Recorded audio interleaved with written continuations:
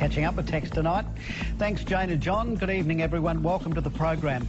Later, we reveal Adelaide's rate-busting mortgage beating the banks by a whole 1%, and TV's MasterChef and its effect on the economy.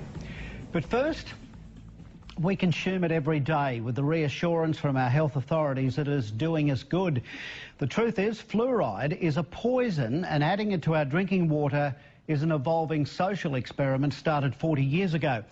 Now one of the world's top fluoride experts has issued a grim warning about what it could be doing to our health and that of unborn children. Yet as Frank Pengello reports, you'll get a different spin from dentists and health bureaucrats. We consider that as a poison. Why should a poison be in drinking water? The poison is fluoride. It's there because government health bureaucrats and dentists tell us it's for our common good, for reducing tooth decay, and at levels which won't harm you. That doesn't wash with Professor A.K. Shashila. They should realise it's the poisonous substance. It doesn't promote health. It is a disease-causing agent, and fluoridation should be stopped as early as possible.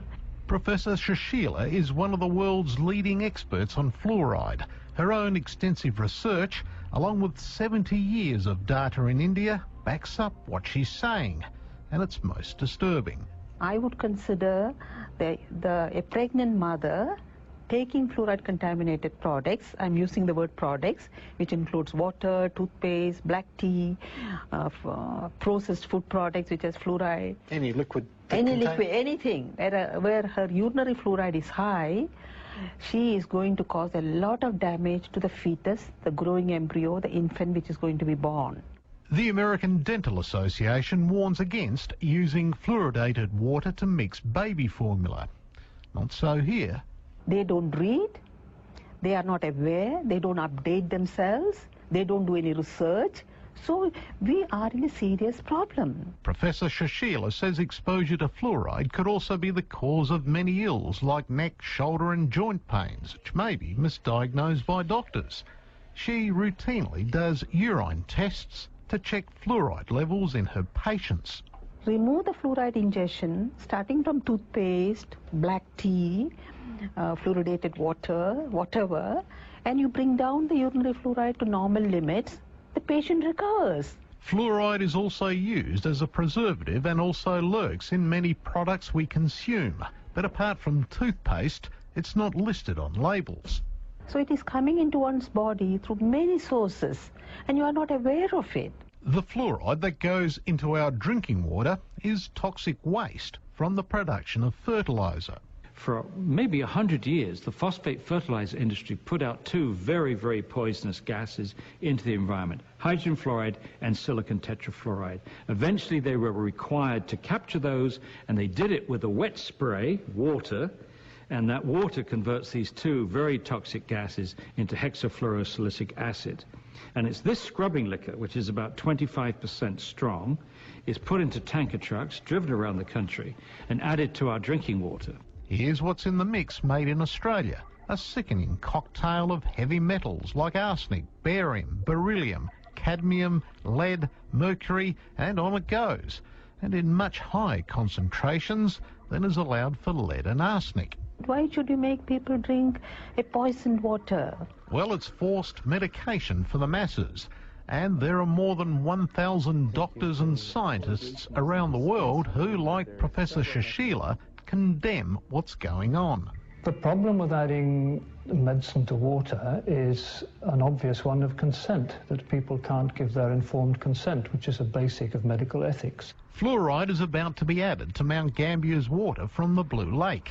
Alex Young is livid. He's collected a petition of more than 6,000 signatures against the move, or a quarter of the town, which has been ignored by the state government. The issue of fluoridation has largely been ignored by the government, in not terms they want to push it, but in terms of allowing the community to have a say in the matter. They simply just ignore us. And I am, and the rest of the group here, are just amazed at the level of ignorance shown on this matter. We wanted to talk to someone in SA Health about the issue. Instead, we got a written statement which didn't address our questions directly. It claims Mount Gambier children have 78% more tooth decay than those in Adelaide who drink fluoridated water, and that it's considered safe and used in other developed countries like the USA, UK and Canada. Well, there aren't many more on that list, as anti-fluoride campaigner Professor Paul Connett points out. Most European countries do not fluoridate. Austria, Belgium, the Netherlands, France, Germany, Sweden, Norway, Denmark, Iceland, Italy, Greece, Portugal. The overwhelming number of countries in the world do not fluoridate, and guess what? Their teeth are just as good, if not better, than ours. It aggravates dental decay. The tooth gets pitted, perforated, it gets chipped off, it breaks, and also at a much younger age, the people will become edentulous, means they will lose their teeth. The anti-fluoride movement says while there's ample evidence to support what they're saying, governments still refuse to listen or fund research to study the impact it has on health. The real culprit here is these bureaucrats who are spinning the information before it gets to the decision makers, and that's what's outrageous. We expect, I think, politicians to spin, but we shouldn't expect civil servants to spin. A mistake? Yes, of course.